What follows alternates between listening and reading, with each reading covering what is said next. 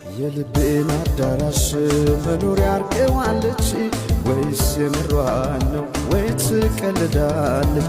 የልቤን አዳራሽ መኖሪያ አርገዋለች ወይስ የምሯን ነው ወይ ትቀልዳለች?